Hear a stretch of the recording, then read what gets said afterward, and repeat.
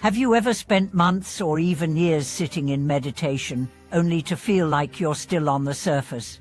Have you ever wondered why, despite your dedication, true stillness never arrives? Welcome back to the channel. Today we are going to break down one of the biggest challenges in spiritual practice, why deep meditation, or samadhi, often remains elusive even for long-time practitioners. The answer is not in trying harder, but in understanding more clearly, and what you're about to hear may shift your entire relationship to the practice. Let's be honest, the image of the meditator still, serene, and vacant is inspiring. But for many, the reality feels very different. You sit, and your legs ache. You breathe, but the mind runs. You return to the present, only to find yourself back in thought 5 seconds later. And yet you keep going. That perseverance is admirable. But when you hit a wall, when progress feels stagnant, the temptation to give up grows stronger. So what's missing? The answer isn't more hours on the cushion. It's better understanding of 3 essential qualities that nourish deep concentration. Without them, meditation is like a car without fuel. You can sit for years, but you won't move inward. But with them, even a short session can open vast inner space. The first is ethical alignment. This might surprise you. Isn't meditation about mind? What morality?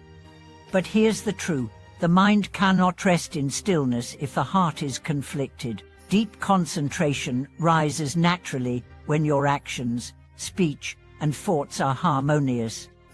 When you lie, cheat, act with cruelty, or hold unresolved resentment, your subconscious stays tense.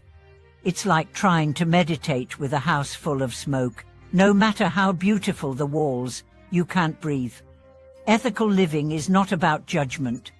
It's about peace. When you refrain from harm, speak truthfully, practice generosity, and live with integrity, your inner world becomes less chaotic. Guilt dissolves, fear lessens. The mind stops looking over its shoulder. That's the foundation where stillness can land. Without this foundation, meditation is just a temporary escape, not a transformation. The second essential is wise relaxation.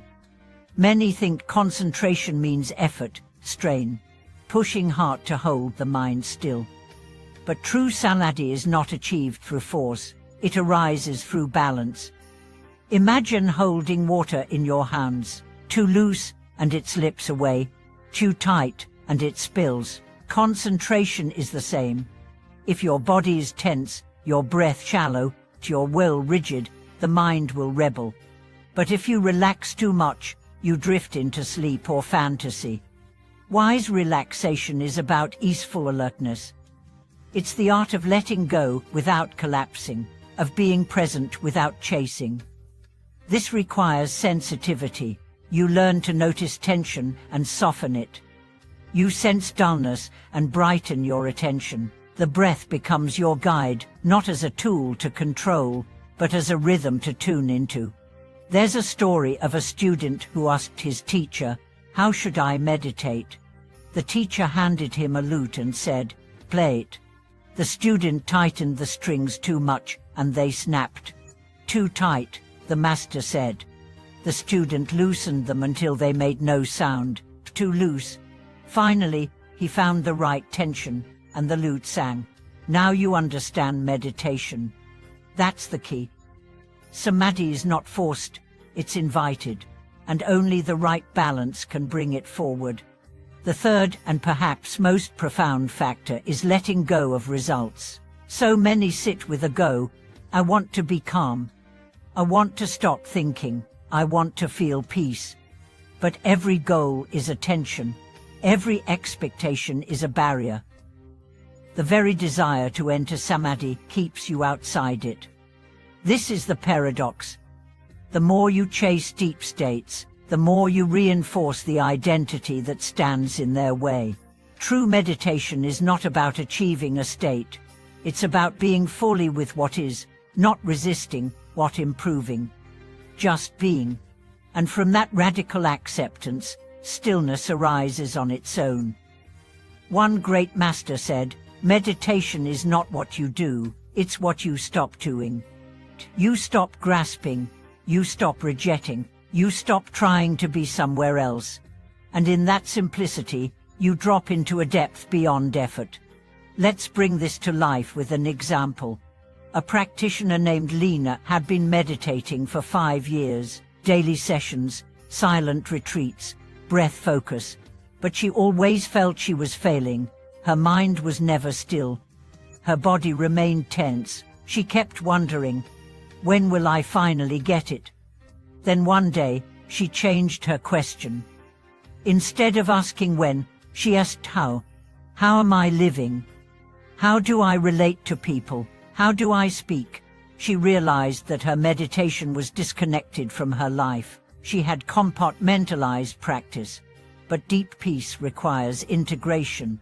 She began to be more honest in conversations. She apologized where she had caused harm. She gave up the self-judgment about her bad meditation. She sat not to improve, but to meet herself. And in time, without trying, the mind softened. One morning, during an ordinary session, she noticed a vast silence inside. Not because she had earned it, but because she had stopped resisting it. This is how it happens. Not through force, but through alignment, ease, and surrender. And let's be clear, samadhi is not some mystical trance. It's the natural state of a mind that is unburdened. When the noise of craving, aversion, and restlessness fades, what remains is clarity. Like a lake unfaken by wind, the mind reflects truth, not distorted or filtered, just present. In that presence, even pain is welcome. Even grief has space. You're no longer trying to fix the moment. You're inhabiting it, fully. So if you've been practicing for years without results, ask yourself these questions. Am I living ethically? Am I relaxed yet alert? Am I letting go of outcomes? And more importantly, am I being kind to myself on this path? Because ultimately, the ground of meditation is compassion, for yourself, for others, for the truth that unfolds in its own time. Thank you for watching this video. If you've struggled with deep meditation, or found breakthroughs through subtle shifts, share your experience below. Let's walk this path together, not as experts, but as sincere explorers.